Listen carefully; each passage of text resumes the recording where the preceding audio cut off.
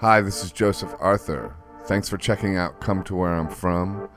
Please support us on Patreon, patreon.com/come to where I'm from. We are an independent podcast, and any contributions you can make are greatly appreciated. Come to Where I'm From podcast. Mr. Corey Glover. Hey. Corey Glover. The legendary. I don't know about legendary. I know about legendary because when I was in high school, I went to Cleveland to see you guys play. We're at Agora Ballroom, or? I can't remember that. It was, but it was like when Living Colour was like the Beatles. Remember that shit? No, well, sort of. Yeah. It was strange. It was a strange time. It was a really strange time when you guys blew up. Yeah, it's like trying to figure out, and at that point in time, we were still living at home with our parents. All of us. Really? All of us was still living at home with our parents. Why? Because it just sort of came upon us. Like we weren't making money. When things started blowing up, we were still in vans driving across the country, basically. It wasn't until after Vivid. No, like in the middle of touring with Vivid, and we did the Stones tour, and all of a sudden everybody's like, we got on a bus. That's the first time we really on a bus was on the Stones tour. Mm-hmm.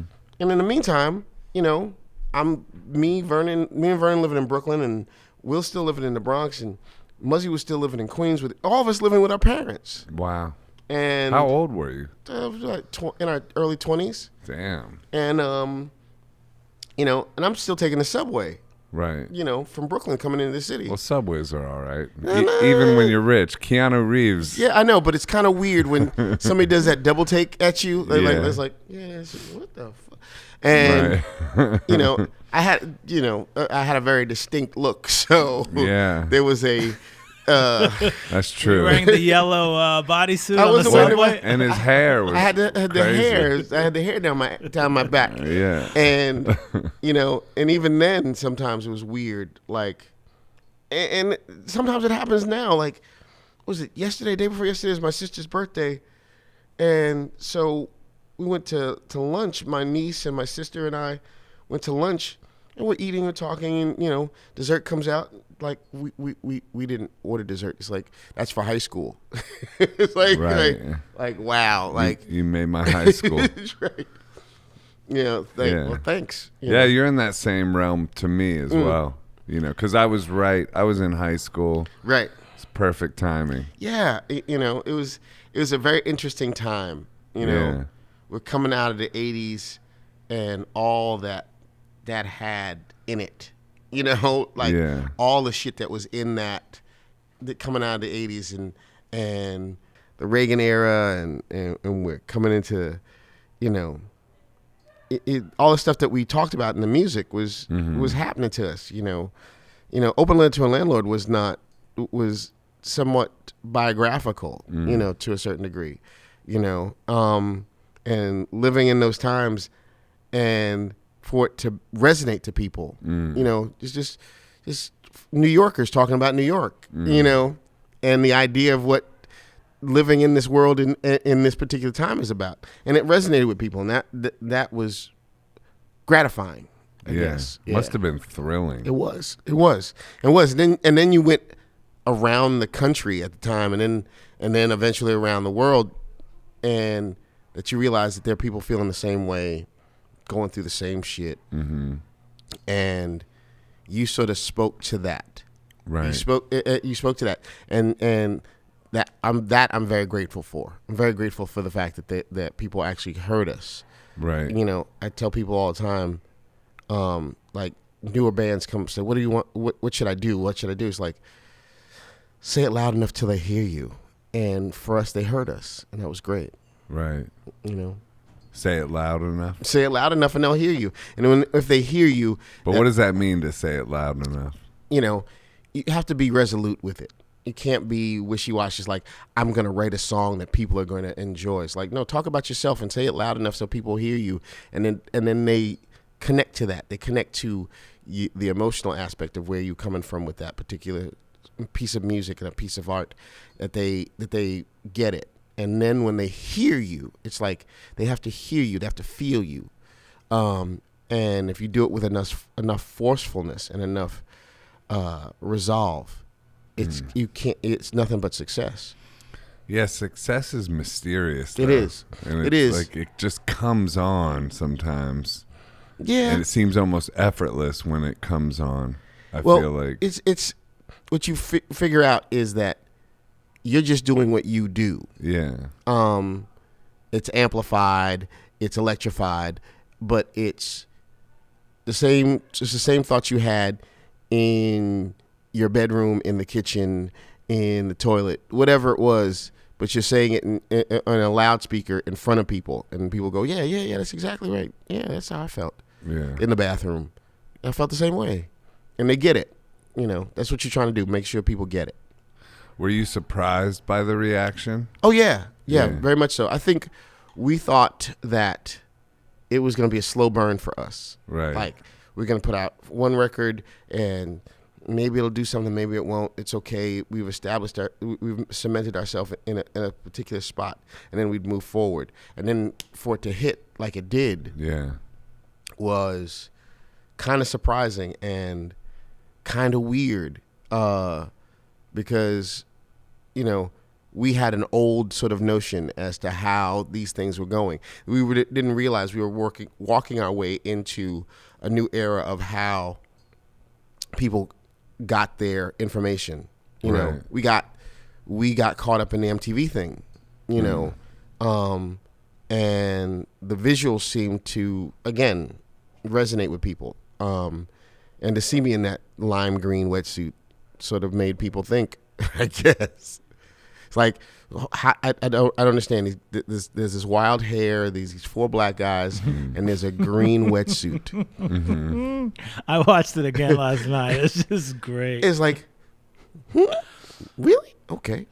Yeah. So it stood out back then. It did. And it did on the strength of the song as well, I think, because we weren't inundating you with sort of like lights and colors and strobing and stuff like that. It was like the video sort of encapsulated what the song was about, and the song sort of encapsulated what we do when we play it live, and that seemed to work. Mm-hmm. And that seemed to work for people. And I guess that we did kind of stand out in that way. Well, you guys are totally original. Right. Right. Well, we've tried to figure out, not through any like large sort of, we didn't task ourselves with like, we're going to invent a new sound. It's like, Vernon comes from, a Mars. Well. Shout out Vernon Reid. Comes from, I'm saying that with love, obviously. Yeah, because I love the guy. But he does stuff, he did stuff from, so that like the avant-garde, Ornette Coleman sort of harmonic sort of place with, and at the same time he has a Caribbean background, and the one thing that was not really that you could always do is listen to the radio, and so there was a bunch of information coming for you that way. Will studied. He went to Berkeley. He just graduated from Berkeley when we started. He had a fusion sort of thing that he was into. He was very studied in terms of the history of the music and that kind of stuff. So was Muzzy to a large degree. I have a sort of church background in terms of where I was singing and how I was singing.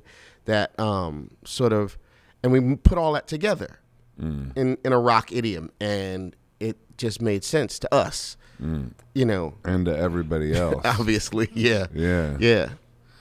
That's wild. So, you guys met through you auditioning, right? I met Vernon at a birthday party. Oh, okay. As the story goes, there's a girl I used to date who lived up on the Upper West Side, lived up on Central Park West, and she had a birthday party. It was like her 21st, 22nd birthday party in her parents' apartment. And she invited me to the party, and Vernon came with his sisters who were friends of this girl. And because they thought that, Vernon says, he'd come off the road. I think he was out with Joe Bowie or something like that. And he was like, and his sister's like, Joe Bowie, is that Dave's cousin? No. Joe Bowie's black and from St. Louis. Still could be his cousin. David Bowie's black, St. Louis cousin. So trombone player, but he was like placating his sisters. Like his sister says, "You don't go out with us. You don't hang out with you anymore. Right. Why don't you come with me to this party?" Mm-hmm. So we're all there, and we don't know each other or never met him. I know of him. I didn't know who that was. How'd you know of him? Turns out we live 6 blocks away from each other. That's wild. And there's always, the musicians in the neighborhood. There's a bunch of musicians that came out of our particular neighborhood. Yeah. And Vernon was one of the people that people talked about,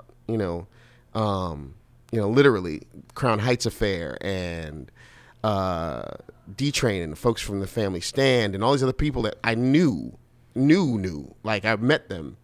Vernon was one of the people I never met. And so they bring out a birthday cake and they light the candles, and the girl, her name was Pat, said, "Okay, stop. Nobody sing happy birthday. Corey's going to sing happy birthday." Right. So I did. And Vernon came up to me and was like, "That was really great. That was really interesting. It was really interesting the way you did that." And we struck up a conversation. How'd you do it? I don't know. I don't remember. I just sang happy birthday. And were you with the hair? I didn't have the hair yet. I was still doing my acting thing. So I was looking very, very, very preppy at the time. Trying to be, in the theater, as it were. Right. And so we struck up a conversation, and a couple months later he calls me. He's like, "Look, I'm looking for a singer for my band. Do you mind coming over and listen to some songs, and we'll see what happens?" So I went to his house 6 blocks away, and he played me a bunch of stuff. He played me I Want to Know. He played me Funny Vibe. He played me a bunch of stuff that never really got on the record. I was like, "Oh, this is really interesting. I really like this shit. This is great. Funny Vibe got on, right? Yeah, Funny Vibe did get on. Yeah. But so he's like, "You and we went over some stuff. I met him a couple times. He's like, "Okay, it's between you and this other guy, but I'll call you either way if it doesn't happen." So a week went by, 2 weeks went by, a month went by, 2 months went by, a third month went by, and then I get a phone call from Vernon. He's like, "Look, our singer can't make this gig." So you didn't get the gig. I didn't get the gig. Damn. Our singer can't make the gig. Can you come in and sit in? We're playing the CBGBs this Saturday. Can you come in and do it? Like, yeah, I can do it. Guess I didn't get the gig. Hey, I'll just do this. And did you say that to him? Yeah. What did he say? I don't think he remembers any of this. Were you home just waiting for the call? I wasn't. No. I was. Doing your thing. I was at the time. I was about 19, 20 years old at the time. Yeah. So I was still going to school and theater. I was still trying to be an actor. Yeah. And so I had other things. I had other irons in the fire. So I went in and did the gig, and the gig was great. And at the time, it was a different bass player and a different drummer at the time. And sat in, this went really, really well.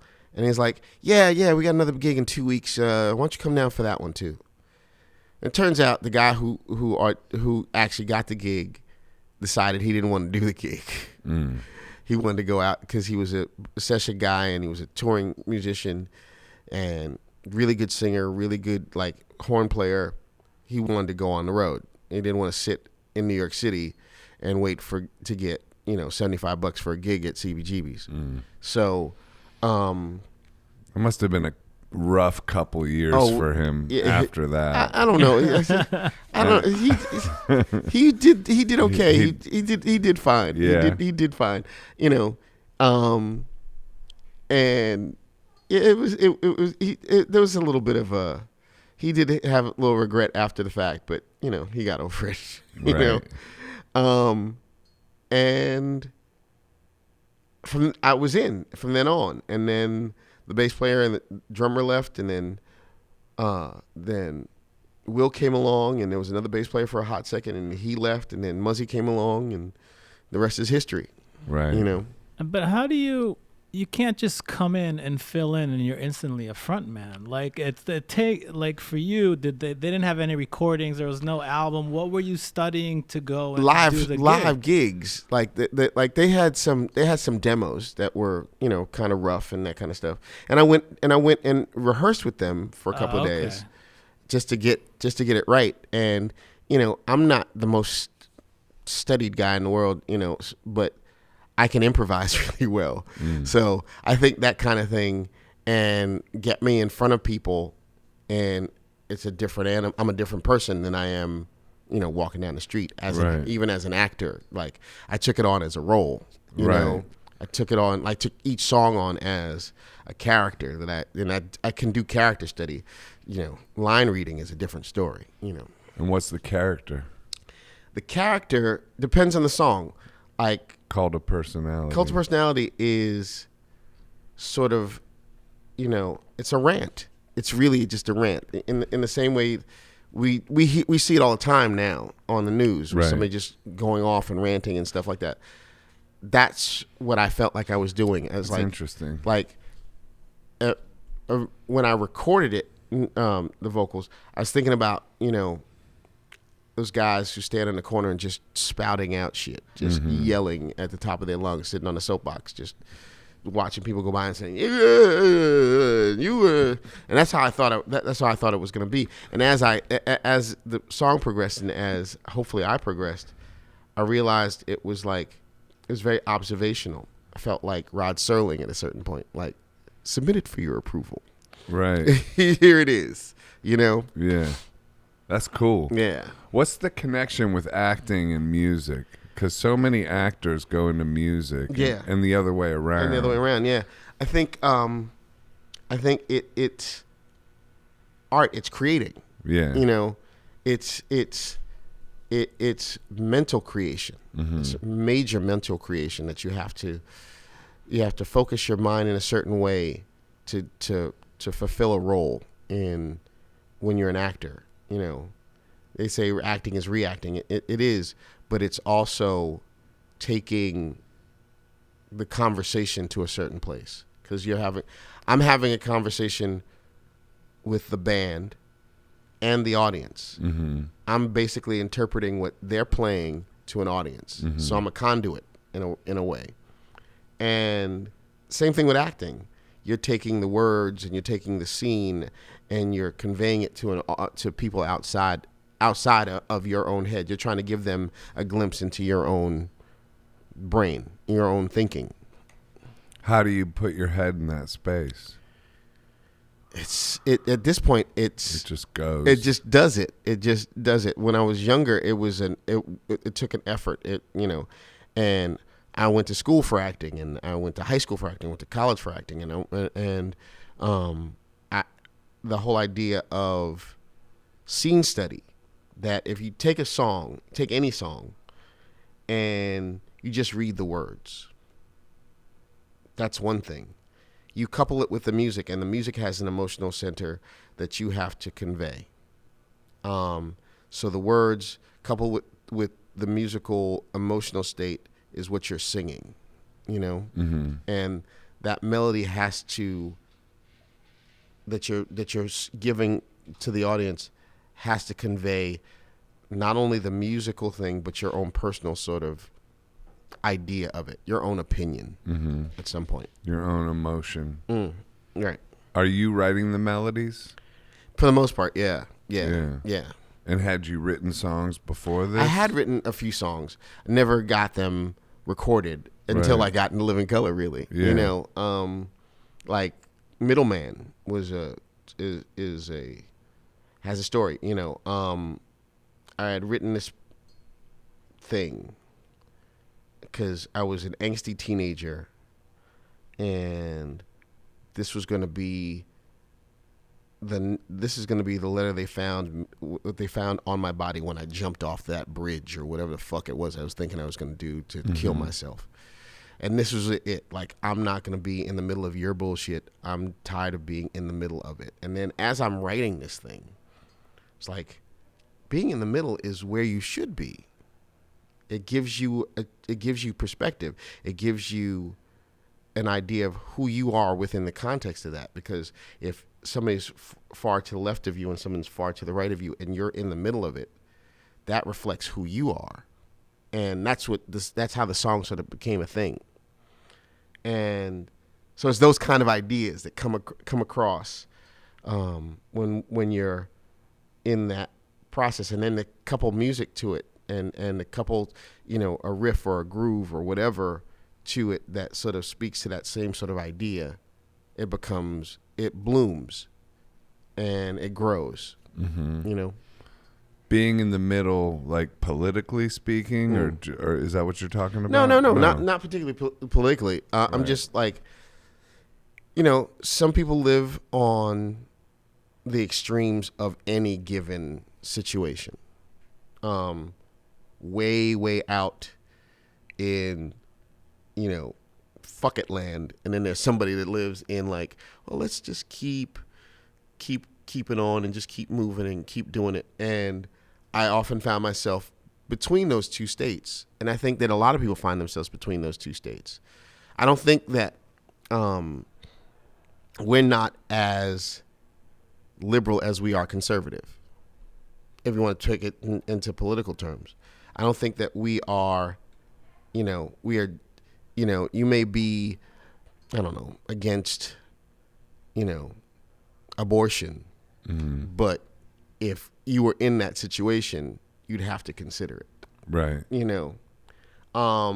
So there are two extremes to that. There's ideological extremes, and then there are real world, in real life situations. Realities. Right. Yeah. So you can live in between the two of those constantly. We all do.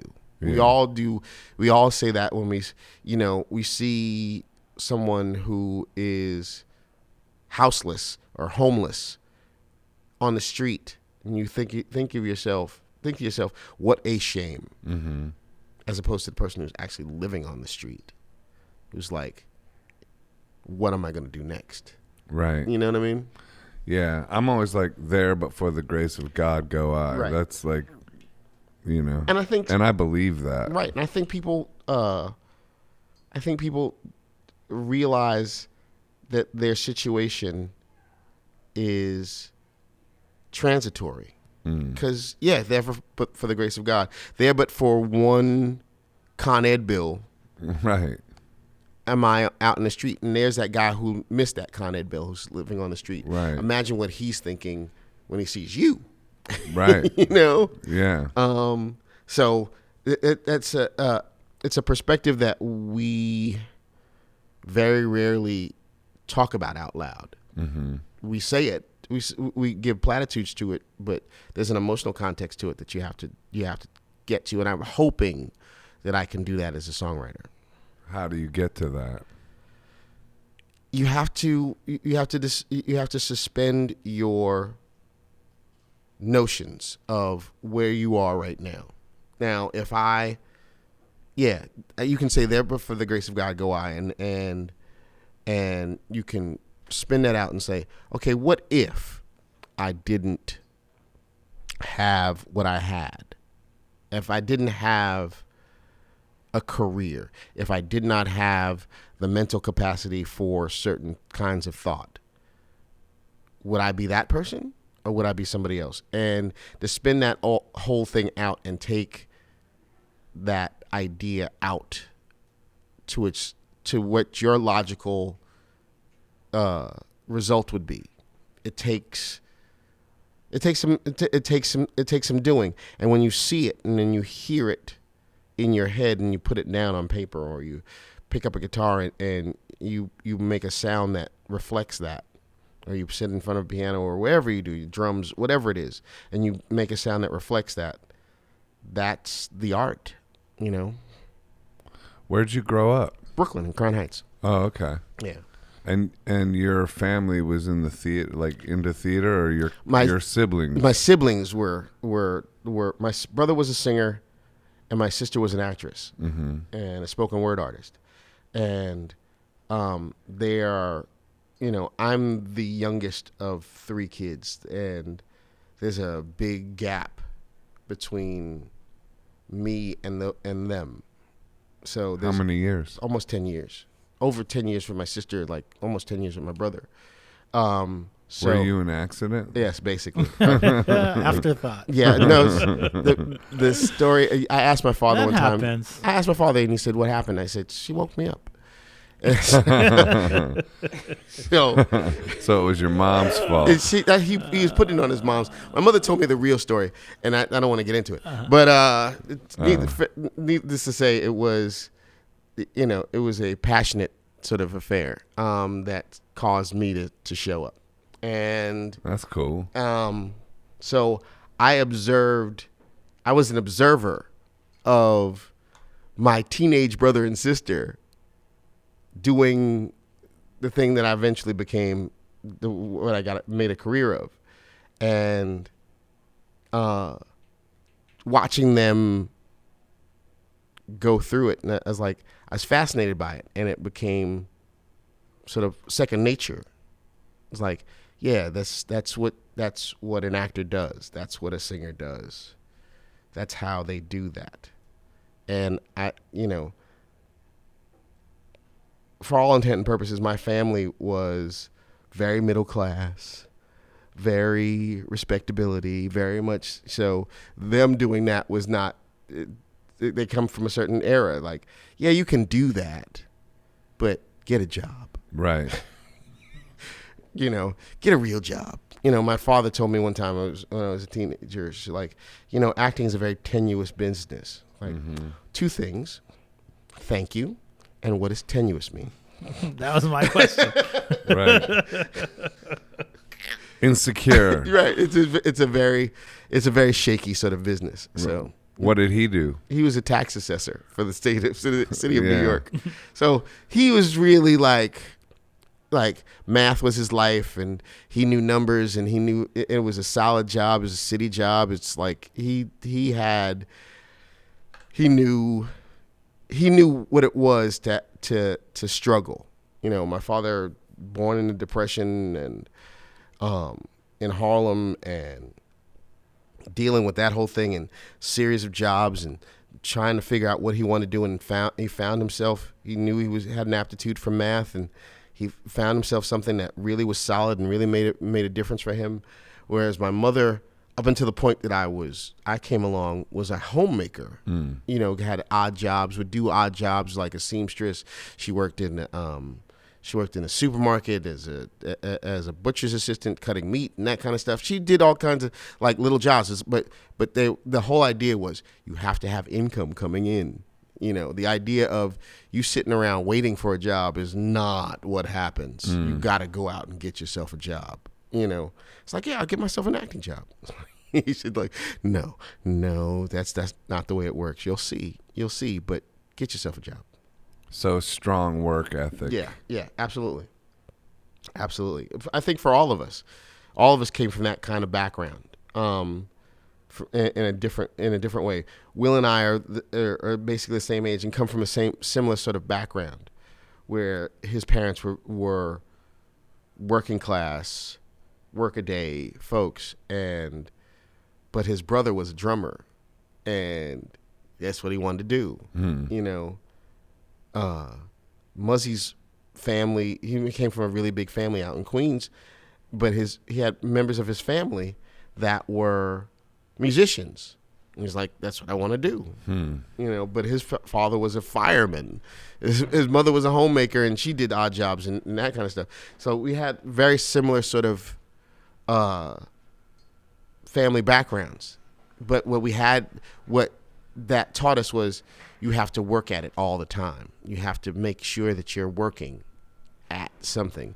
When I was going to school, it was like, okay, my parents were like, okay, you want to be an actor? Then go to acting school. learn what you're doing, so that you can, so it's not something that you're doing sort of like lackadaisically and something that you're doing just to do, that you have an aptitude for it, you know. And you went to school for it? I did. I went to, like I said, I was in high school. I was in a school of the arts, and when I got into college, I tried to continue that. And then I started working, and working was much more important than going to school to me. And then I just dropped out.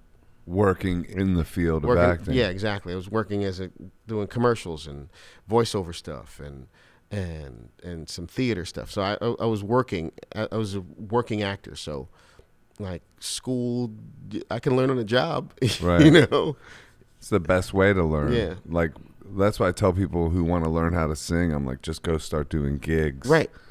Doing it live is the best education. Sometimes open mics can be really, really educational. Mm-hmm. Really educational. You'll know exactly where you fit in a particular place.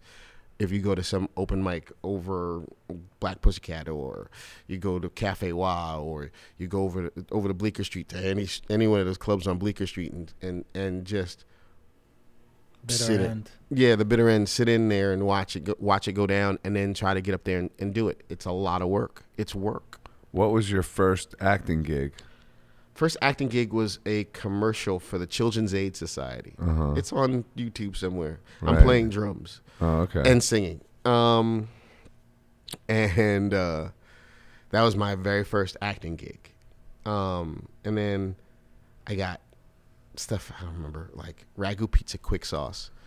So you had an agent getting you auditions? I had an agent and a manager, yeah. And I was going on auditions every other day.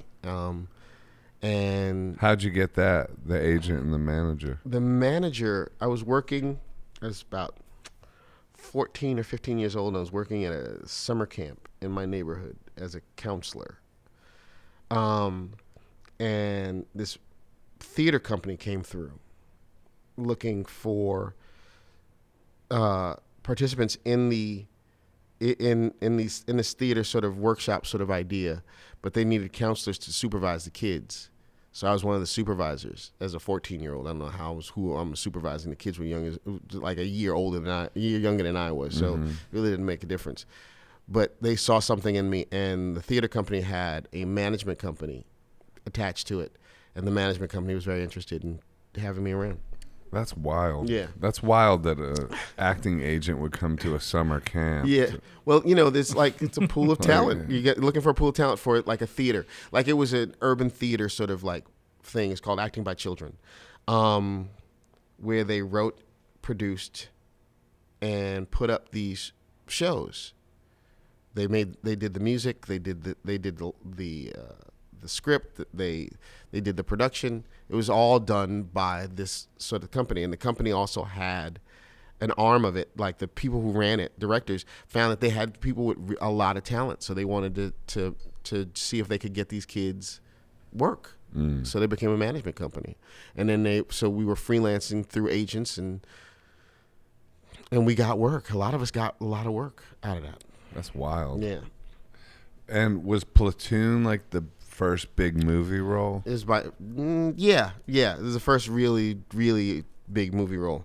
And again, this is all circumstantial. Like becoming an actor was something I wanted to do, and its circumstances surrounded me that I got the thing.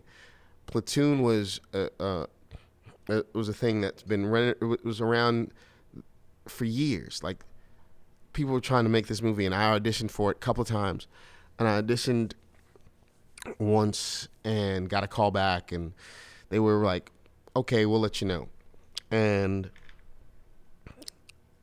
then the acting community was pretty small, so I knew a guy, friend of mine, actually got the role that I eventually got, and we were like, yeah, okay, great, Kadeem got it. Well, that's great. But he got offered to do some work in L.A. He got offered a TV series in L.A. and it was like, would you rather do a TV series or go to the Philippines for a couple of months in the jungle and play a soldier. Mm. He's like, no, I'm going to LA.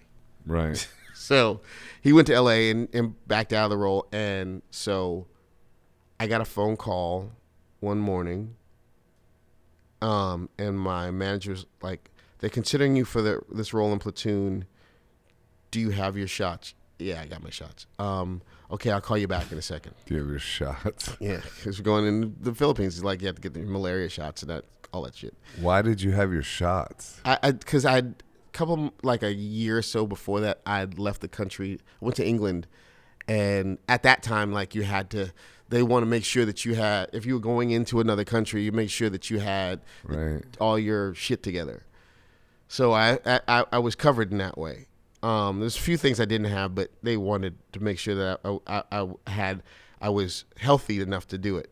Then they called me back and they said, okay, so we're working out some particulars, but you'll be leaving on next week. Okay. And call me back again and said, okay, we worked out all the particulars. We got all the things together. The shots you don't have, you'll get there. You're leaving tomorrow. Right. So I had to tell my family and tell all my loved ones that 2 things. I got a job. 3 things. I got a job. It's in the Philippines. I'm leaving tomorrow. Like I had to go tell Vernon, like, because the band was up and running at this point. You were already the lead singer. I was already the lead. Like I got the job. I got the job as lead singer of the band, and I was like, I had to tell him, I gonna be gone for at least 2 months. So, hold my spot. How did he react? Don't call the other guy.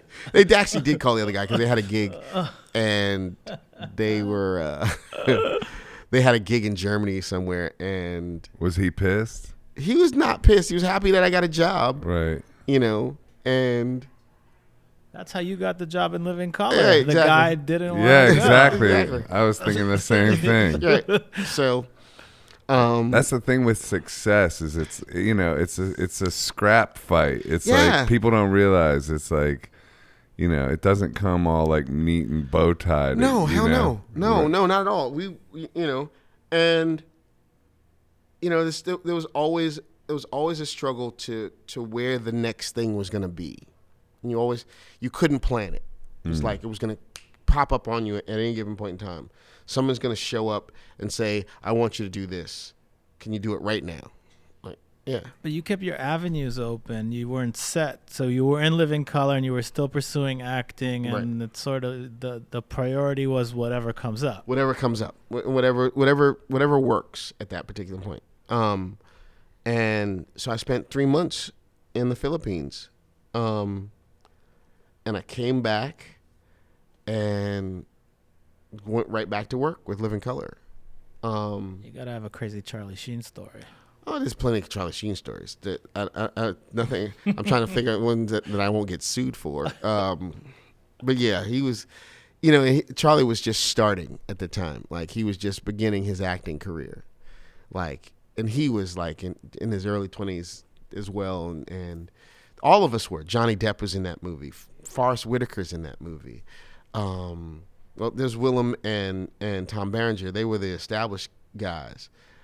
But, Johnny was just some kid from Florida. That's wild. He was just he had done one movie, I think, a couple movies before that. But his success was in Nightmare on Elm Street. Right. He did that. That was where his success was. 21 Jump Street. And then he came back home and did 21 Jump Street. Oh, okay. That wasn't yet. Yeah, well, it didn't happen yet. That's interesting. Who directed Platoon? Oliver Stone. That's what I thought. Mm-hmm. It's his story. It's about him. Charlie Sheen is basically playing him at his age. That's wild. What was it like working with him? He's nuts. Straight up. He's batshit.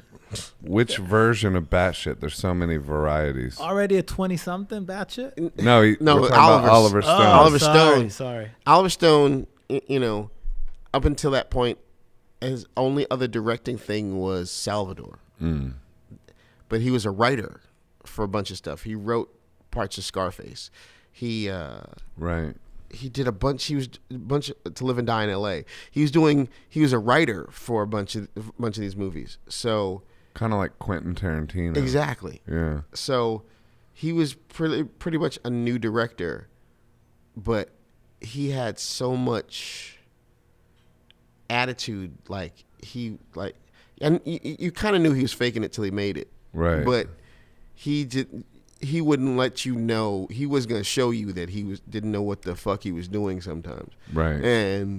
But he did it anyway. You know.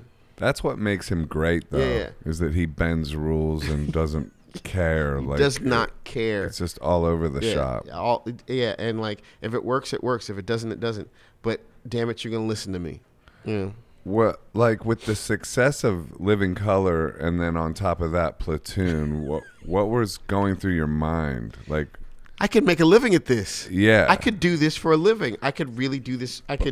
This is not out of the realm of possibility for me to be a working actor musician. Beyond that, though, you had tremendous success in both things, which right. people like struggle for lifetimes to get and don't get. Right. And so were you like pinching yourself, going like, what the fuck? Were you feeling like the luckiest person in the world? Yeah. And it was strange to me on a lot of occasions is like, you know, doing the Stones tour. Like, this is the biggest tour in the world at that particular point in time. Yeah. And we're playing on stages like the size of a city block and all of this stuff. And then I go home to my room. Right.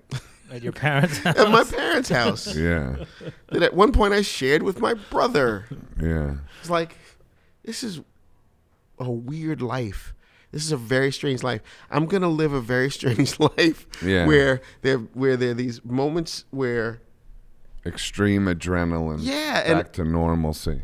I was in the blink of an eye. We had a break between in a tour, and I came home and I put my bags down, and my mother handed me a bucket of paint and a paintbrush and said, "Go paint the stoop." So, you know, it's that kind of, the fuck kind of life do I have? Right. It's like, I was like, literally, it felt like a superhero. It's like my alter ego is mild-mannered Corey Glover, the guy who lives on Brooklyn Avenue painting stoops, you know? And then he turns into this other guy with the green wetsuit jumping around and yelling at people. When did you move out? At that point, you must have been rolling in cash. It was funny. When the tour ended, I got an apartment with my brother, literally around the corner from the house I grew up in. Just get your own damn place and move into the damn city. My mother, damn. my parents, you're a rock star and a movie star. It's like my parents, like, yeah, Mr. Austin has an apartment, and we got it for you, and it's a 2-story walk up around the corner from us. Like, so I could literally look out my window and see my backyard. So I lived there for like a year and a half, and I don't say this to brag, but I got a phone call from the band's manager, and they were like, "Did you paint the stoop? Did you cash the check from the Stones tour?" I don't know, because they don't have it on their records that you cash a check. Oh, really? Okay. All right. Turns out it was a big ass check. So I was like, "Hey, I got a lot of money now. Let's go find an apartment." So I moved. That's when I moved out. When I realized I had that. Whatever money I had was not as much as money as I thought I had. And I had a lot more money than I thought I had. And I was like, I don't have to live here with my brother. And I moved out. Right. Yeah. Where'd you move? It's further into Brooklyn. But I got myself a giant loft apartment that I skateboarded and played basketball in. That's what I need. It's like, I love that apartment. That apartment was huge. It was a brand new apartment. It was a former toy factory that they had chopped up and turned into loft apartments. And I lived there for about 12 years. And I loved that apartment. Loved that apartment. Did you deal with envy from family members regarding your success? To a degree, you know. because I am the youngest in my family at the time. Yeah. They always thought at the time. No, what, they didn't have any more they kids. kept going? They didn't keep going, but they had other kids. But my sister and my brother started having kids who were like slightly younger than I am. Yeah. You know, so they were like, well, you've always been the golden child, and everybody loved you, and you always got the breaks, and you got whatever you wanted. Corey got. Like, yeah, don't think that I didn't work for this shit. Please don't think I didn't work for this, because I did. I worked really hard for this, and there's a lot of sweat equity I put into making myself and making the things that I decided I was going to do, that I was going to get it done. There's something to be said about having some sort of ambition, and I had actor friends who was like, oh, so now you're going to be a musician and you're going to be successful at that too, huh? It's like, I used to hate it when you came into auditions because I knew I wasn't going to get the part. But now you decide you want to be a musician. So what are you going to do? And that was always the question. Which do you like more? You want to be an actor? Do you want to be a musician? It's like, I want to be both. I want to do both. I don't want to limit myself in what I can and can't do. And if that makes me different and makes me special, so be it. Mm. Yeah. People ask me a lot, like, do I prefer painting or music? Right. And they're equal to me. Yeah. I love them both. Absolutely. Like, I consider them one thing too. It's kinda. art. What I do is art. Right. What I do is, in the same way a chef makes food that, for the most part, people are going to consume some of it and not all of it. But it's their art. It's their creation. It's their things that they made for you to enjoy. What was it like touring with the Stones? Weird. It was strange in that we hadn't been in that kind of environment before. Right. We'd never really never been on a tour where,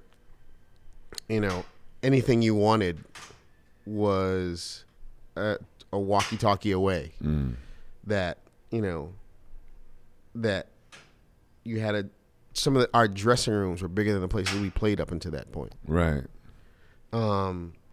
And here we are doing this thing with these people who are really, really, really generous to us and really, really nice to us, because we had a relationship with Mick Jagger because he helped produce our demos. Right. And part of the reason why we were on the tour was because of our relationship to him. But everybody in the whole band and everybody in the crew was really, really accommodating and really, really nice to us. We didn't know what the hell we was doing. We was trying to figure it all out. And they were very, very helpful and very, very scholarly. Like, it's letting us know, do that, don't do that. Make sure that happens, and don't make the mistakes we made. So they took you under their wing. Absolutely. Did you have imposter syndrome during that Absolutely. time? I still have imposter syndrome right now. Yeah. Yeah, me too. Right this very second, I have imposter syndrome. Yeah. Because Ryan likes to say I am the most reluctant rock star he's ever met in his life. Like, because of I paint stoops, right, and because I go from from feast to famine, from like these major sort of things, and I've been brought up by people who are very, very, workaday kind of folks. That kind of thing is weird to me. That life is kind of weird to me. Like, I like being at home and just plopping in front of the television and watching TV. When it's time to work, it's time to work. That's not the issue. And when I do it, I think I do it very well. But it's not the totality of me. I think some people put on this cloak of rock star or movie star, and in their quiet moments, they don't know what to do with themselves. Right. Charlie Sheen. Yeah. Yeah. I think I have a perspective where this, who I am in my home or on the subway or wherever I am, is my real life. You know, I jump into a phone booth, put on my cape, and then I go out and do my rock star thing or my movie star thing, and that's where I'm doing it.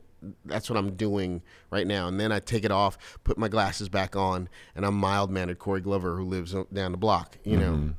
So there's a major part of me that feels sometimes like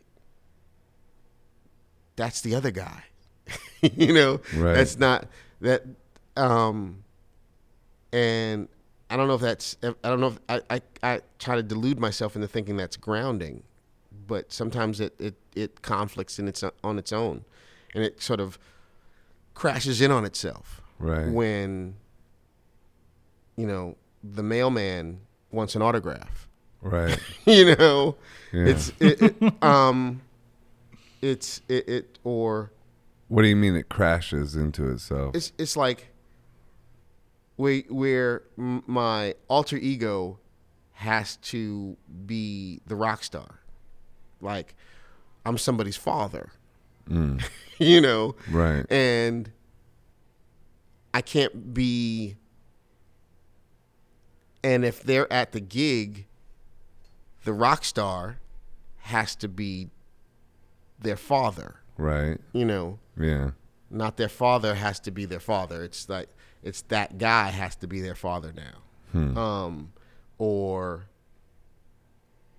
you're,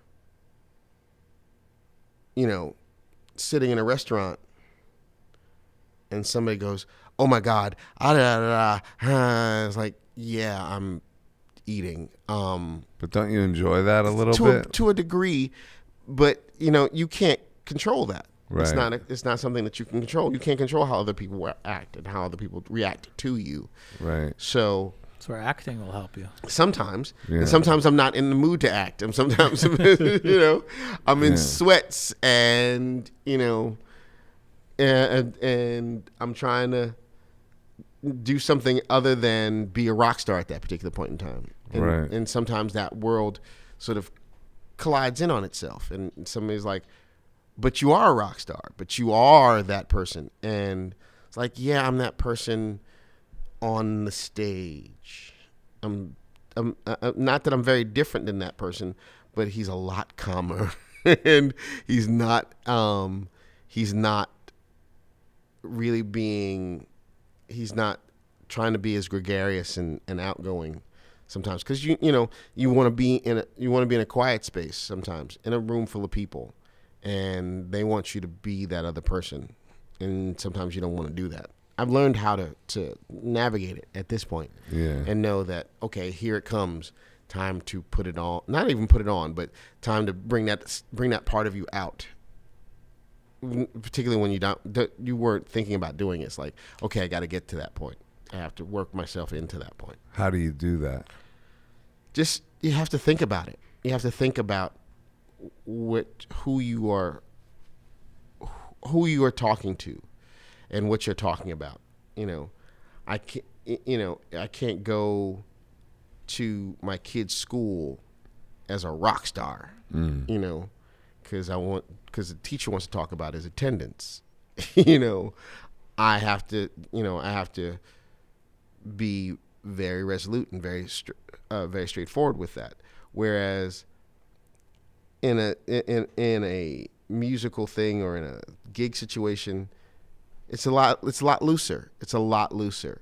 Yeah, you gotta pull. It's like to be in, you know, musician mode. You can let it go.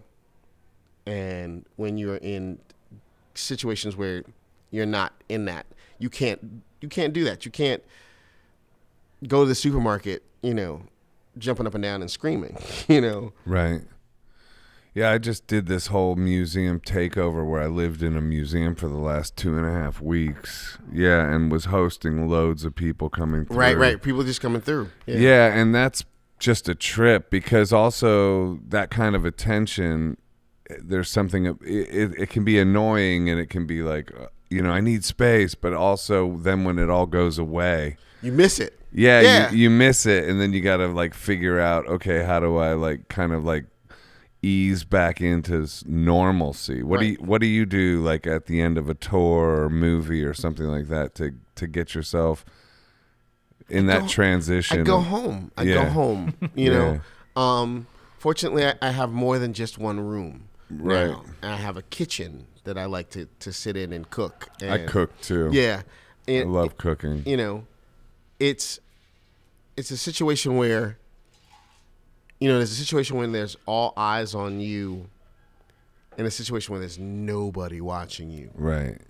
And there's nobody scrutinizing whatever it is that you're doing in some way, shape, or form. And that brings all things down. It just calms everything down. Right. You know, that I'm not worried about anybody's gaze. I'm not considering anybody's thought of this action will cause them to think that this is what I am, because it's not what I am, you know.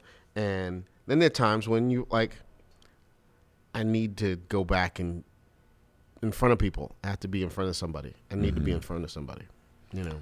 Yeah, Neil Young has that line on the beach. I need a crowd of people. I just can't face them day to day. Right, exactly. Fucking love that. That's a perfect. That nails it. Exactly. You know? I need a crowd of people. I can't face them day to day. You know, that kind of nails it. Absolutely. Absolutely. Did you actively manifest your success, or did it just like, you know, that whole thing about visualizing The Secret and all that? Like, I think about that kind of shit a lot, like Abraham Hicks, and I don't know if you're familiar with her, but just those people that talk about manifesting and, like, you know, feeling your dream and creating those realities. How much stock do you put into that kind of stuff? I think that you know,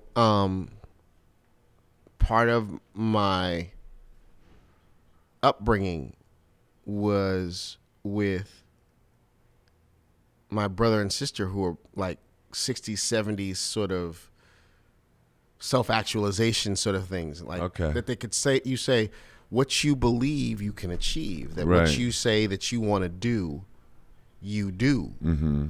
And if you feel like this is what you want to do, the universe will wrap itself around itself to make that happen for you. Right. And all you have to do is be accepting of whatever comes that way. Right. Because it will sometimes be difficult. Sometimes some of these things are difficult things to do. So there'll be difficulties to get to that point. Right. Accept the fact that it's going to be difficult. Right. Accept the fact that the work has rewards. Accept the rewards. You know, that was part of. That's hard to do too. Yeah, it really is. It really is hard to say. You have to feel like you deserve. Exactly. And then you're dealing with, you know, eons worth of toxic shame. Absolutely. Right. Now, dig this. If you are a young, middle-class, black rock star, there's a lot of things that you're dealing with that. Right. Probably a lot of guilt. A lot of guilt. And, you know, I got friends that are other musicians. I got friends that are in other genres of music, and I got friends of mine that are hip hop kids. I got friends of mine that are jazz folks. I got friends of mine that are theater actors. I got friends of mine that are commercial actors. I got friends that are plumbers. You know, and I got friends that are activists. And how do you straddle that line where they look at you as something different, as something other than, you know? What do you mean? You're not struggling. Oh, okay. You don't look like you're struggling. Right. When you are. Right. And they can't understand when you're struggling when you're on a giant stage in a stadium. Yeah. They don't understand that that that I understand their position vis-a-vis something political, something social, something musical, something artistic, that I understand that, but I'm not of that. And that I can be set aside as something, as an exception, not the rule. And being cognitive of that puts you in a very weird position, puts you in a very strange place. Like, am I down for the cause? Am I not down for the cause? You know, I am, for a lot of folks, because I happen to be in doing something musically that is not considered of your culture. And that I have to educate them, is that this is as much of my culture and a part of my culture and my history as anybody else's, but that I'm trying to I'm trying to be a white boy. You know, it's like, no, I am very much of my station, of my neighborhood, of my culture, of all of those things. And the struggle is having to explain that to somebody. Right. And how do you do that? And how do you make that? And if somebody's a hater saying you're trying to be a white boy, then fuck them. Yeah, well, you know. You know. But when they're people that you respect. Right. Okay. So that happened, huh? Yeah. You know. And what's that conversation like? One time I'd been in this singing group when I was in high school. Basically, we never left the hallway or the basement of somebody's house singing. And I just got in a band, and I told them what I was doing. Is like, when are you gonna stop doing this bullshit and make some real music? Jump cut. Like, that's what they said to you? Yeah.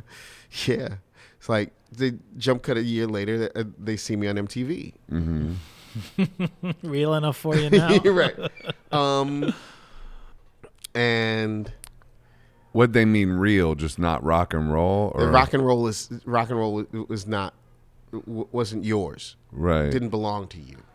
That's pretty ironic because it does. It does. Yeah, like because it absolutely does. It absolutely does. It absolutely does. Hello, Chuck Berry. Right. I mean, and if you listen to what we're doing, right, you see that we infuse everything about us and our African Americanness and our Caribbeanness and everything about us that's black into what we do. Right. So, you know, looking at from the outside looking in is one thing, and you find that sometimes you find people that don't want you to be successful, not just successful, but that too. But it comes with it. But they don't want you to be an empathetic figure.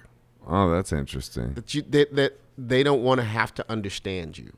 They want to take the look at your surface and say that's who you are. Right. That they don't want to make efforts to get to know who you are, and even if it's 3 layers deep, you'll find it's much more than I'm just some guy who thinks that everything comes to him easily. That there's much more to it than that. There's much more to the feeling of and the emotion that comes with that that some people don't get sometimes. They don't want you to be an empathetic figure. Right. Why would I be an empathetic figure? I'm a man. I'm doing something that's very different. I am, I don't understand how. I obviously couldn't understand what real people are going through because you don't live a real life. But the division there is if somebody has their own dream and passion that they're working towards, they will view someone like you as an inspiration.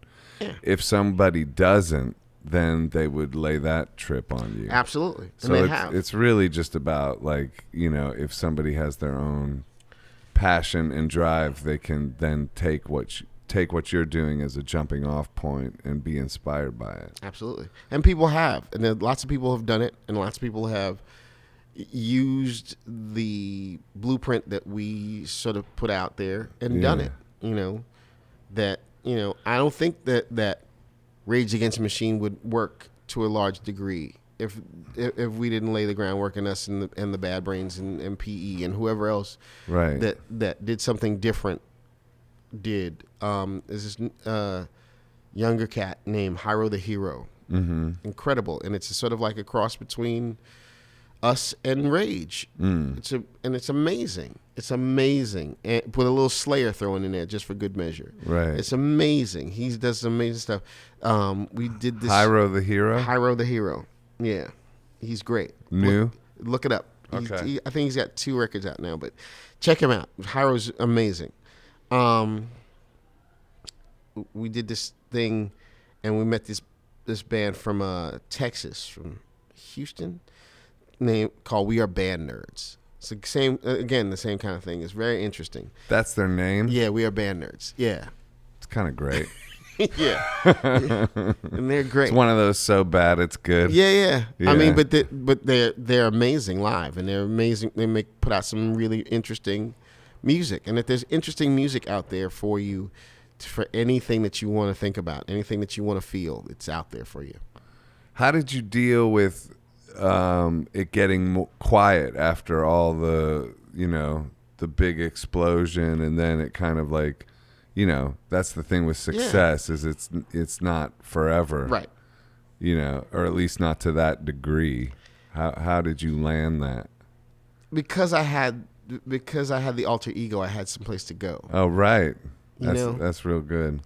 I had someplace else to go. Mm-hmm. I had someplace else where I could be relatively normal and content and very happy with that, and not worry about that thing. That thing is always going to be there. That other thing is always going to be hovering over my head. So that separation was real helpful. It was kind of helpful. It was kind of, you could just like hang up your Superman cape exactly. For a second. Just be Clark Kent. Green jumpsuit. I can take wetsuit. I could take that wetsuit off, and do something else, like get married and have kids and have start a metal band and start other with bands. George Lynch. That's and your new project is metal too, isn't it? Yeah, I got Disciples of Verity. That's the thing with George Lynch. No, that's Ultraphonix is the thing with George Lynch. Oh, okay. I did this other thing recently called Disciples of Verity. It's real metal, like it's the most metal thing I've ever done in my life. And I love it. These guys. Who's that with? Guys from Negative Sky and drummers from a band called God Forbid. Like, you can tell by the names of the band what kind of music it is. So it's that kind of thing, and it's so much fun. It's so much fun. Is that out? The single's out now. We're trying to get the record out by the spring. But yeah, the single's out there now. It's and it's just, that's the other thing is, like, with there being some downtime, it gives me a chance to go explore all the other things I want to do as well. And not to the degree that I have to do it with Living Color, because Living Color is going to be there, and I still do the Living Color thing, and we still go out and play, and we still make a whole bunch of noise, and we still do what we do. But there are other parts of me that want to express themselves, and there's metal things. There are, soul music. There's reggae, all kinds of stuff that other musical landscapes that I want to traverse in some way, and somehow. Yeah, before we go into these new projects, I wanted to ask you, though, about like what it was like getting produced by Mick Jagger. Yes, thank you, Joe. That was... And how that happened. Yeah. We, our current bass player, Doug, was working with Jagger. Doug Wimbish. The Doug Wimbish. Legendary. Absolutely. Shout out Doug Wimbish. One of the He's our next guest. I gotta track him down. I'll give you his number. He's one of the progenitors of hip hop. nobody really gets that. Like, he's part of the Sugar Hill Gang. He was like the band that played on all those tracks. That's Right. Doug. All those bass lines, all those grooves that you felt like that made you want to move your ass. That's Doug Wimbish. Which tracks? Rapid Delight. Wow. That's like one of the first. Yeah. His CV is so big I can't remember what it is. Right. That's enough. Yeah. That's You all had good. us at. The Message. That's fine. Yeah. You know, that's Doug. Right. You know. But he was working with Jagger, and Jagger wanted another guitar player on his record and to tour with him. And we've known Doug for a long time, and Doug suggested Vernon. Vernon was the up-and-coming guy at that particular point in time. And he came down. He said he wanted him to come to this audition uptown. So me and Vernon went, and Why'd you go? I don't know, because I was some sort of emotional support pet or something. That's I don't know funny. what it was. But you must have been excited. I to was go. excited. It's Yeah, it Mick was Jagger. fun. It was gonna be fun. So You a Stones fan? oh yeah. Yeah. And we got there, and they stopped rehearsal, and Jagger came out to talk to us. It's like, I heard a lot about you guys. I hear you guys are doing really well. I'm really happy, but I really think you're gonna be very successful. It's like, thank you very much. We're playing at CB's next Friday. You want to come down? Did you ask him? Yeah. How did he hear of you already? He You were struggling, man. but you know, we had a lot of write up because Vernon had done the Black Rock Coalition, which was getting a lot of press, and a bunch of writers had come checked him out and talked to him. So there was some buzz about him and the band, and so he came down to that show at CBGB's with Jeff Beck. That's to crazy. to check out the band, and it's like, oh, that's great, that's wonderful, that's amazing, great. A couple weeks later, he says, is there anything I can do to help you guys? Just let me know. Like, whatever you got, whatever you want to do. Want to throw us some money? That'd be great. Dollar bills, yo. You know? But he said, I'm working at the studio here in the city, working on my record. I rented out the whole studio. There's some rooms left over. Why don't you come down after I've finished what I'm doing, and we'll do some demos and see if that helps you get a deal. And we did. That's crazy. And I mean, he doesn't. Has he ever done that before I don't know. or since? I don't think he's done it since, but Yeah. What were the demos? he did Which Way to America, Glamour Boys, and something else he did. I think it wasn't I Want to Know. But I know it was Which Way to America and Glamour Boys. Those are two songs he really liked. And later on, we got him to play harmonica on Broken Hearts. He's a great harmonica player. Yeah, he's amazing harmonica He's player. amazing. He's an underrated songwriter, I think. Absolutely.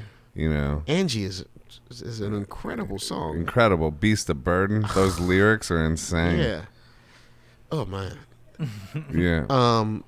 So, but he's very hands-on, and he was very concerned that we didn't wear ourselves out. Like, he could tell we were all excited, and that we were like, okay, let's get it done. Let's go. He's like, all right, relax, calm down. We'll get it done. Take our time. Let's not rush it. Let's make sure it's right. And sage words of wisdom from him. That was great. Did you guys listen? Oh, absolutely. And until he left, and then we were And then you went nuts. What were some of his musical suggestions? Did he make those, or was it more spiritual, like just confidence? Just confidence. Giving you guys confidence. The songs are there. The songs Yeah. are there. Let's just make sure that we do it in a way that's concise. Right. We don't have to show everything. It's just a record. Right. You can show everything you got later on. Right. Let's get the basics down. Let's make sure that it's the bones and the muscles of this song are there. Yeah. And that everything else is just gravy. Right. You know? Yeah, having that attitude of like, you don't have to show everything. It Right. doesn't have to be perfect. It's Right. just a record. Right. All these things facilitate creativity. Absolutely.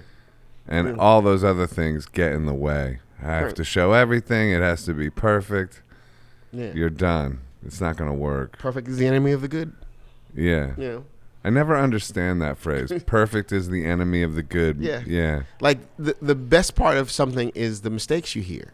Right. Always. The flops. Yeah. Always. It's true. You hear the stick hitting the ground on a take is like, damn it, can't do that. Like, no, that's what makes it real. That's what makes it human. Right. It's not a machine doing it. It's not it's the human expression that's happening, that's making that happen. That made you your voice break at a certain point in a song. It's like that's not perfect. That's not good.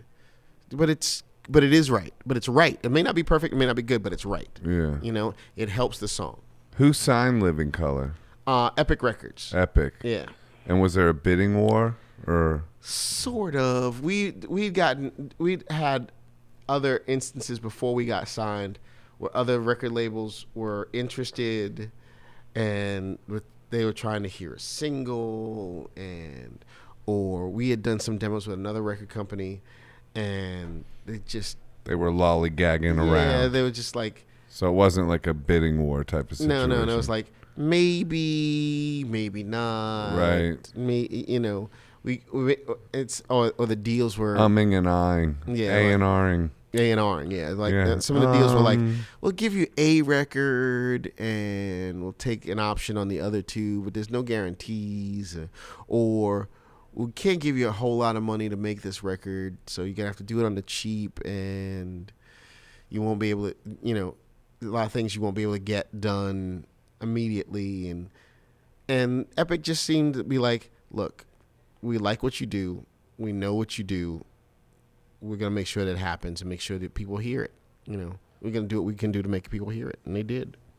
It's interesting because I remember seeing you in high school, and I was a working musician already in high school, Wow. so I had inside connects, and I went backstage, and you were asleep on the floor. Always. Right before the show. Always. Really? Oh, that's an always thing. I that always stuck in my mind. I was like, he is sound asleep, Yeah. Always. like a half hour before the show. Right.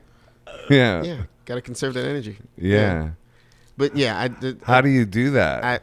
I learned. Platoon actually taught me how to sleep. It's I like I a learned how- military thing. I like- dig your own foxhole. I or dig your own whatever. foxhole, Yeah. or you if you can stand, you can sit. If you can sit, you can lay down. If you can lay down, you can sleep. So if you have a moment to yourself, Tell that to me when I'm on a plane. yeah. I have the ability to fall asleep anywhere. I think it's low grade narcolepsy personally, but it's I can, like, I've fallen asleep standing up. Just make sure. We did a photo session once, and they gave us, they're like, okay, take 15, we're going to be right back.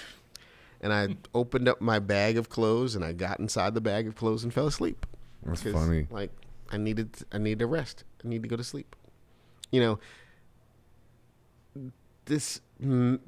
energy that it requires to do the living color thing, or anything else for that matter, is kinetic.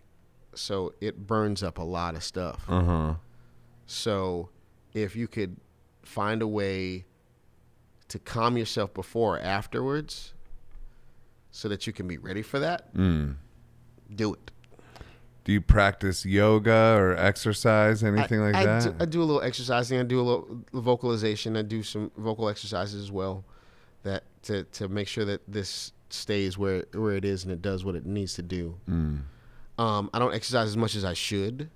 I need to exercise more, because as a singer, as with all instruments and all instrumentalists and all musicians, your body is the instrument.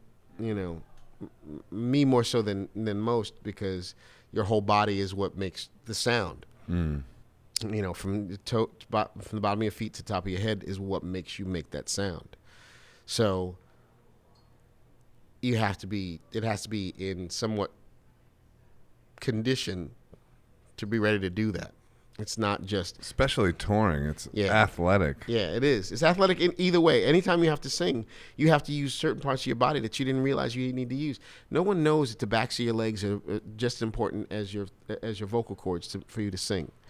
That nobody knows that your glutes or your stomach muscles are what hold down your your vocal cords, or that the roof of your mouth is just as important as anything else, or the top of your head or the nasal passages are just as important for a singer as anything else is.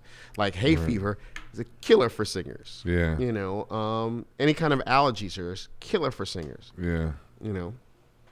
Can I ask one more Stones question? Absolutely. That I couldn't find the answer to. There were 4 legendary shows in '89 in L.A.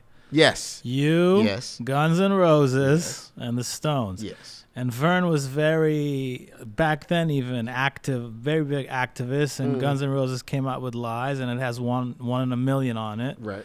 And Vern, from the stage, criticized Axl. What did he actually say, and was there any backlash from GNR or?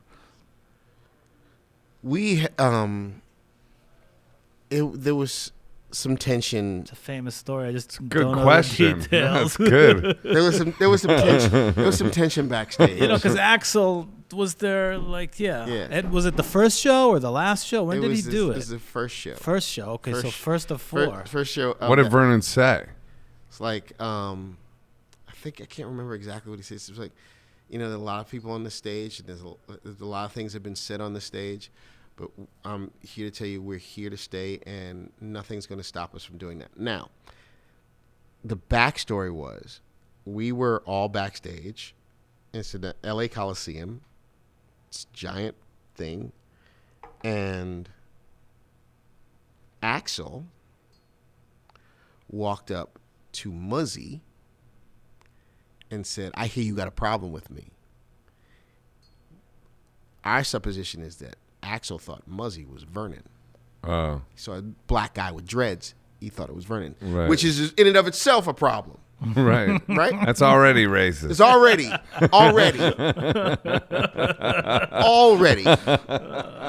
And Muzzy said to him, "I think we should sit down and talk about it." It's like, no, I think you need to tell me what you got a problem with me with. What problem you have with me? It's like, That's also talking about it. That's Right. what he should have said. He's like, yeah, that's what I've said. We should talk about it. yeah, it's like so he's up in Muzzy's face, and then he stormed off and went on stage and started talking shit Oh, really? because they went on before us. Before you? What did he say? Holy They went on shit. before us. I didn't know What that. did he say? I don't remember what he said. I don't recall what There's he said. no transcripts. That's what's killing me. I don't recall what he said. I don't know, but did he? No, we went on before they did. But he did. He said something to somebody, and so we got on the stage determined, and Vernon said what he said, and we launched into Cult of Personality, and ended the show and went off and walked off. And there was another sort of clash, but it was quick. Like we all passed each other, and it was like staring daggers at each other, and then they went on stage. So it was a thing. I love shit like that. And the rest of the night's the same. No talking. We never and we never spoke to each other again after Really? that. Ever again. You know, and I've hung out with Slash, and I've hung out with Duff, and I've hung out with most of the band. The only person I've never met was Axl. So, and they seemed very cool. It seemed like he had an issue, and he was trying really hard to put it across, and you know, he was really, really aggro about it. Interesting. Are you a fan? I'm a fan of Guns N' Roses. Yeah, I'm not Yeah. a fan of. I'm not the biggest fan of Axl's music personally, but you know, Right. I love Guns N' Roses. I love him in Guns N' Roses. I Yeah. think that makes it. Him and Slash make what that band is. you Yeah. know? And I don't know. I don't know what it is about that. And you know, I think we had the same sort of. We were going through the same sort of trajectory at that time. So, and for some people, there can be only one. You know, and if you try to take something from somebody, try to get something, they feel like you're taking something from them. Right. Like so, it was. I felt like that was what we were dealing with. You know. Who are some of your favorite singers? What are like your influences? Jackie Wilson, Sam Cooke, and Michael Jackson. Right. Those three. Otis Redding. Yeah. The best. Yeah. You know, Sam and Dave. that's where I came from. And then when Michael McDonald, when I got into the rock thing, it was Michael McDonald and basically anybody who sounded black to me. You know, Daryl Hall, Led Zeppelin. It was like yeah, okay, because that was my like when I realized I wanted to be a rock singer. I saw Jesus Christ Superstar in the movies, and I saw Carl Anderson. I was like, that's what I want to do. I look like him. I want to do what he does. And that sort of like informed my theater thing and my musical theater thing and my musical thing. Like you ended up doing that. I wound up playing Judas with Ted Neely, a couple of years ago. Like, and that was a mind blowing experience. That's the manifestation thing. Right? Exactly. Yeah, that's crazy.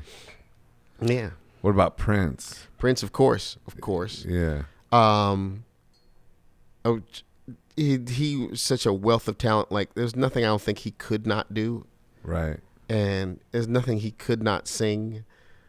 And so I was a little intimidated by Prince. Like, I'm never going to be able to do that kind of thing. Stevie Wonder is the same way. You know, I'm never going to be able to sound like that.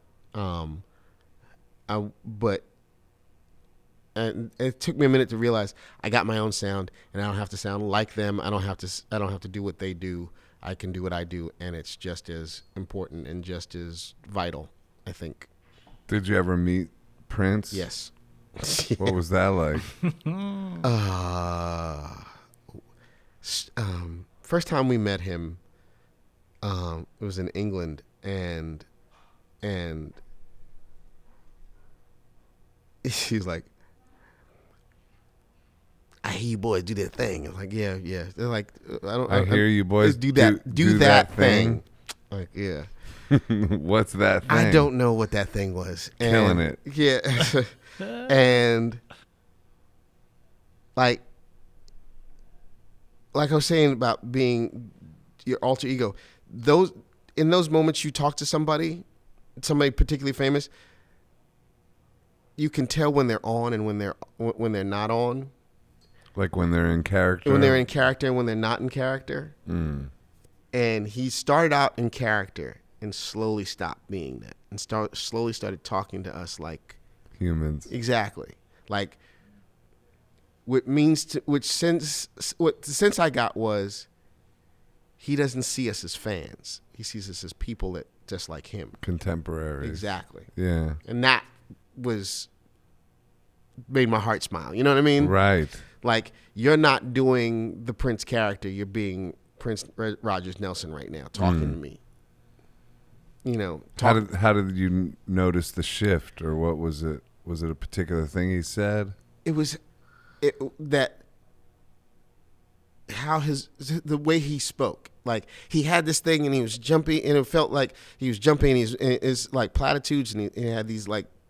It felt like he had these go-to lines that he'd talk about. And then he stopped doing that. And then he started talking about, yeah, when I was coming up, I was doing this, that, and the other. And his voice went down. And he's talking to me like I'm talking to you. Right. And it was subtle, but you realize he wasn't coming at you. He wasn't putting up the facade as much anymore. Like, he was taking it down to talk to you, because I think he sensed that we were not putting on airs or that we weren't losing our minds to be around him. Like, it wasn't a sense of, oh my God, it's Prince. Oh my God. We're not doing that. It was like, yo, what's happening? How you doing? What's going on? And we're being very real with him. So he decided to be real back. Right. Exactly. Was it backstage somewhere? Or? No, it was at some club somewhere, and it was in the VIP area of some club, and that's the other thing. You're dealing with people's gaze on you. You know, like, yeah, you're on stage. So there's a whole bunch of people behind this fucking velvet rope, and they're looking at you. So you got to be on. So you think you have to be on. I would have guessed he never goes off. He does, and he makes you feel. That may be a persona too. I don't know, but the sense I got was that he took it down for us. Right. He took it like he felt comfortable enough to take it down for us. And then in subsequent times that we met him, other times, it started on the real and might have escalated to the character. But he knew that when he talked to us, when he talked to me, when he talked to Vernon, he couldn't do his shtick for us because it wasn't going to work. Right. You know. You already saw. Right. Did you meet Michael? No, I never met Michael. I think Vernon met Michael though. Right. Damn it, we didn't ask him about that. Vernon tells the story like Michael Jackson called his house and his sisters picked up the phone and didn't realize it was him. Didn't thought it was him. Thought it was some impersonator. Mm-hmm. And he was like, "Yeah, whatever. This guy Michael called. Whatever." Again, we're still living at home. People like Michael Jackson calling your house. That's crazy. Did Michael want Vernon to play on something? Yeah, I think he did. Yeah. Yeah, the guitar solo in "Beat It" is killer. Yeah. Eddie Van Halen. Yeah. How did you get linked up with George Lynch? I'm like a big I loved Dokken when I was a kid. Yeah, Dokken was ridiculous. Yeah, and he was ridiculous. Yeah, he is still ridiculous. Yeah, he is ridiculous. Don was doing a project. Another friend of mine was doing a project with Angelo Moore from Fishbone. And for whatever reason, Fishbone was so fucking good. Yeah, and the original lineup is back, and they sound great. Oh, really? They sound great. That's cool. But they wanted to do something else, and they wanted to get another singer. And a friend of mine who's a stylist, Lisa, suggested me. So Pancho Tomaselli calls me and is like, "Yeah, we're doing this project. We were doing it with Angela, but we were thinking about trying to do something different. Maybe you could come over." I was like, "I live in New York." "Okay, well, we'll fly you in to just play some stuff for you and see what you can do." And out to L.A.? Yeah, so I went out to L.A. and subsequently went out to L.A. like 6 or 7 more times to make this record. And making a record out of George Lynch's garage was... Where'd they put you up? He lives out by what's the amusement park?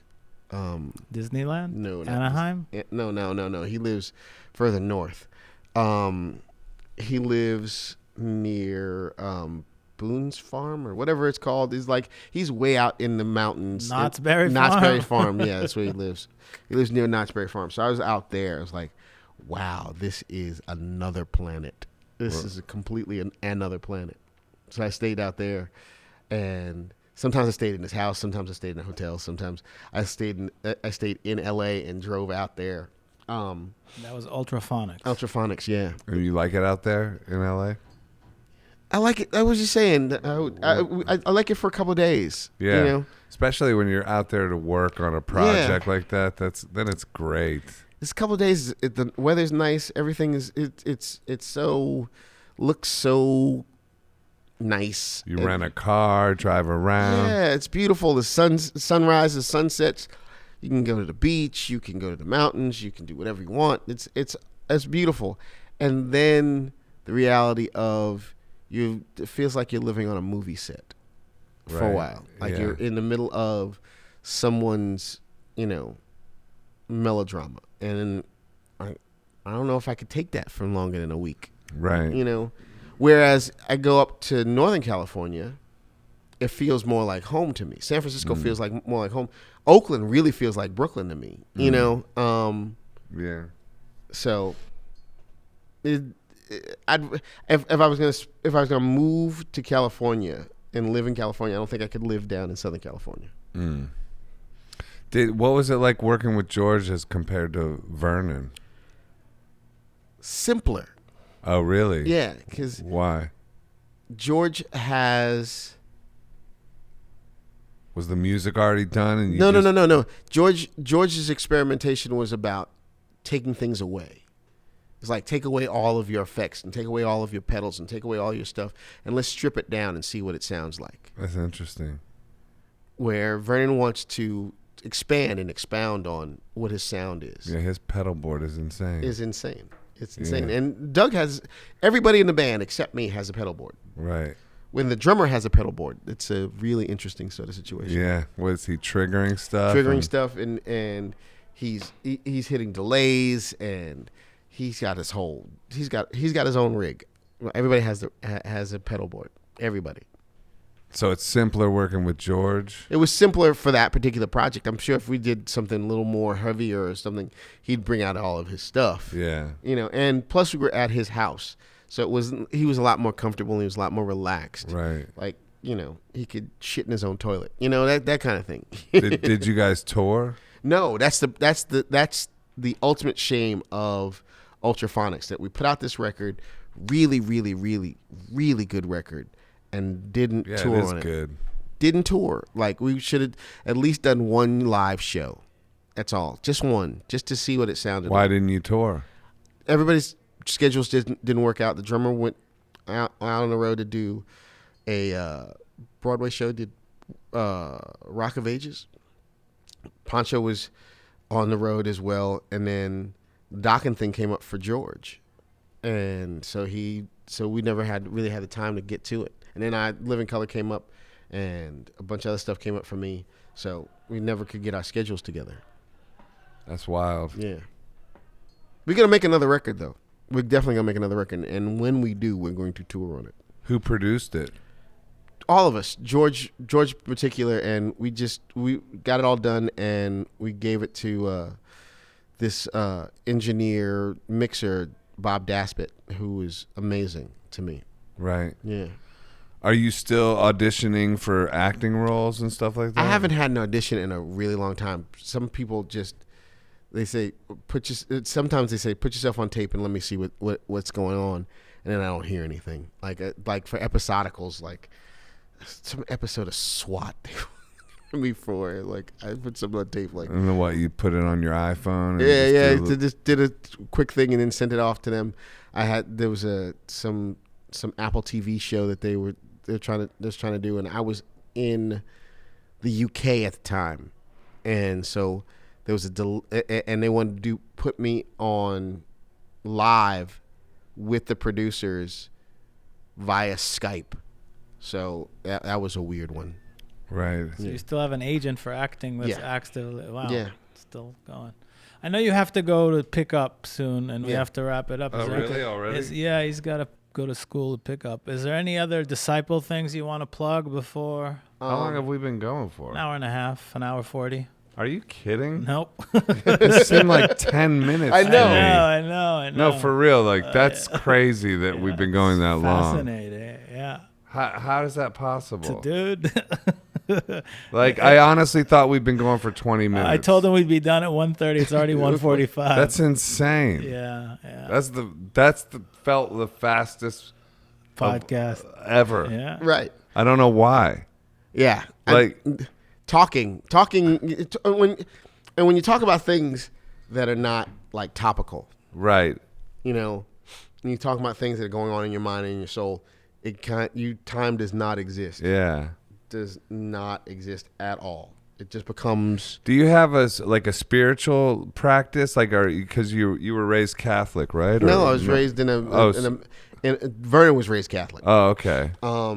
I went to various churches, and there was always a search for something. Like, I grew up as in a Methodist church, and then I became an altar boy, and I was always in a choir. So there was a church directly across the street from me, and I thought that was a little convenient. So Yeah. I'd go across the street and go sing in the choir. God came to you, basically. It's Pretty much. like, come on. It's like literally I could trip out my door into the church. Yeah. So, But I mean, currently now, do you have do you reach out like to God like in a prayer way or any of that kind of stuff, or not really? I think I kind of believe that your life is a prayer.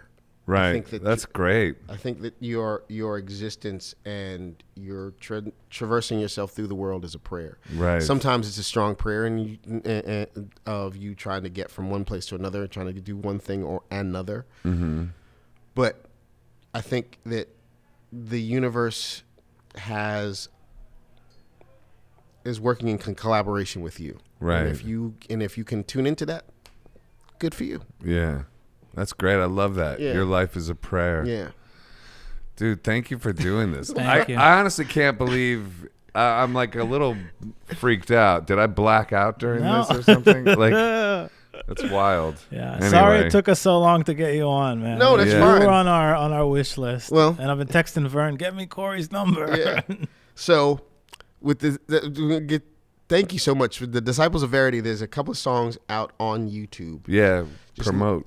Just to look them up.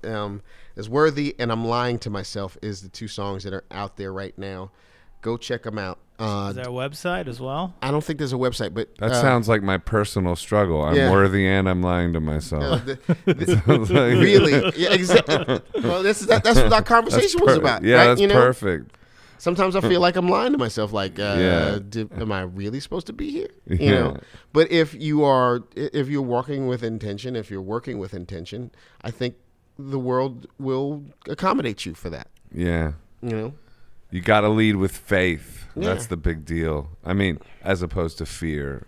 Well, my favorite expression is feel the fear and do it anyway. Right. You know. Yeah, that's true. Like you're gonna jump off this thing, you might hurt yourself. But then again, think about the ride going down. You know. Well, the other thing too is there is no way out of it, because Right. if you just never go towards your fears and you just like sort of like envelop yourself in silence and isolation, that's punishing. Absolutely. So you're up against it no matter what you do. Right on.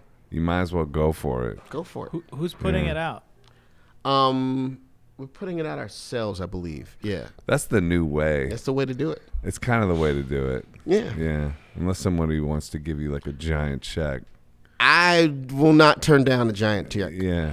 Me neither, by the way. So it's like you walk with anyone's intention. offering a giant check. Your intention is to get a giant check. Yeah. Let's see if the universe will accommodate you to get a giant check. An album in the spring and then tour? Yes, Cool. absolutely. Trying to get some festival dates, trying to get some dates in the summer and get some of that done. And along with Living Color and along with anything else that'll come up. I have my own band. I have a band, my own stuff from my solo work. And Vice. The name of the band is Vice. But That's been around for a while. it's been for a while. Yeah, I've Yeah. been putting out a couple records with them as well. I also did this project with this engineer, guitar player, songwriter named Stevie D. It's called Torn from the Pages. Stevie D featuring Corey Glover. Okay, cool. Bunch of stuff. And when's the next Living Color album coming out? That's Anything in the works? We've been discussing the idea and we're talking about this place, about Cafe Bohemia. Cafe Bohemia, and that records were made here. Right. Like the idea of us making a album in a live setting Yeah. would be kind of interesting to do. That would be. And invite us and we can do a live podcast. Exactly. I'll exactly. film- Interview, it. interview you guys. Yeah, absolutely. One last question. Where did the name Living Color come from? Television. Oh, okay. The next program you're about to watch is Right. in Living Color. Okay. The NBC thing. Yeah. Nice. All right. Cool, man. Yeah. Thank you, Corey. Thank you, Thanks, bro. Corey. Appreciate Anytime. you. Yeah.